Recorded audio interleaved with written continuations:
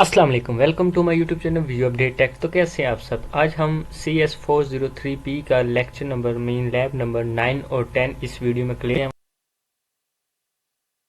अपने लेक्चर की तरफ। लेकिन इससे पहले अगर हम मेरे चैनल पे न्यू हैं तो इसको सब्सक्राइब लाजमी कीजिएगा और बेल आइकन का बटन क्लिक कर दें ताकि आपको न्यू अपडेट्स मिलती रहें।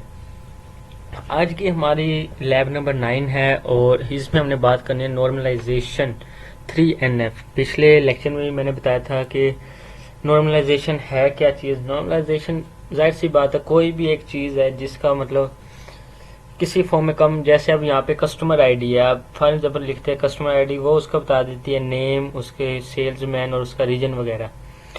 सेकंड नॉर्मल फॉर्म मतलब है रिलेशन ही normalization but are ready in a second normal form, you are require convert in to the third form.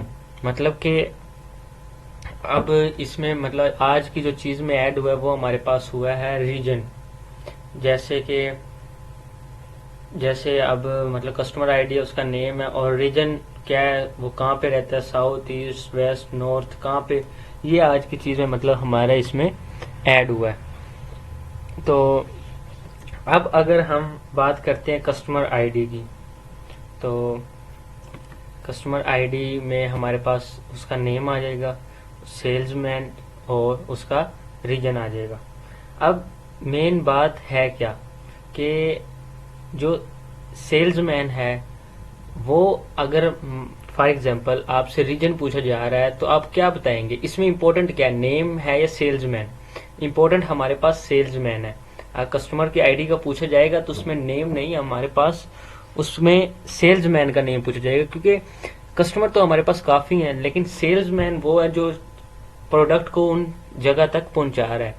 तो इसमें मतलब हमारे पास अगर कस्टमर आईडी में पूछा भी जाएगा तो वो मोस्ट इंपोर्टेंट सेल्समैन होगा, और अगर रीजन की बात होगी तो सेलमैन के रीजन की बात होगी, ना कि नेम, मतलब जो जिसके सेल्समैन जिसको चीजें पहुंचा रहा है उसके बारे में। ठीक हो गया, यहाँ तक मुझे लगता है आपको समझ आ गई होगी। इसके बाद अब हम नेक्स्ट बात करते हैं कि इसका सोल्यूशन क्या होगा। कस्टमर पूछा है, कस्टमर की आईडी, उसका नेम और सेल्समैन, और सेल्स पर्सन उसका सेल्समैन का बताना है और उसका रीजन बताना है। इसी तरह कस्टमर आईडी में सेल्समैन और कस्टमर की आईडी। अब हमारे पास सेल्स पर्सन, सेल्समैन और रीजन। अब मेन मतलब सोल्यूशन यही है कि कस्टमर का अगर पूछा जाएगा तो कस्टमर की आईडी हमने बतानी है, नेम बताना है और सेल्समैन का बताना है, उसकी फॉर्म मतलब बतानी है। तो यहाँ तक मतलब आपको लैब नंबर 9 की समझ आ गई होगी। अब हम बात करते हैं लैब नंबर 10 क्या। लैब नंबर 10 में हमसे पूछा जाएगा राइट एसक्यूएल स्टेटमेंट। मतलब ये जो एक स्टेटमेंट है, ये हमारे पास एक टेबल दिया हुआ है। इसमें हमने बताना है कि प्राइमरी की और अप्लाई करें नोट नल कंस्ट्रक्ट प्राइमरी की। तो ये हम कैसे बनाएंगे, ये मैं आपको बनाकर दिखाऊंगा उसके ऊपर, एसक्यूएल सर्वर के ऊपर। ठीक है, फॉर एग्जांपल आप एसक्यूएल सर्वर ओपन करें, क्रिएट करें यहाँ पे एक डेटाबेस, जो आप मतलब डेटाबेस बना रहे हैं। ठीक हो गया, जो मतलब जिस चीज का आप जो क्रिएट कर रहे हैं टेबल आपने वो लिखना है। फॉर एग्जांपल हम यहाँ पे क्रिएट कर रहे हैं टीचर के नेम का एक टेबल। हमने इसके अंदर फिर क्या क्या लिखना है, टीचर की आईडी, और टीचर का मतलब जो इसके अंदर वेरिएबल करेक्टर है, मतलब उसकी आईडी जो है वो हमारे पास एक वेरिएबल करेक्टर होता है ना, गिनती, मतलब उसकी आईडी क्या है, 5 है, 4 है, 6 है, 9 है, जो भी है, ये हमने वेरिएबल में लिख ली।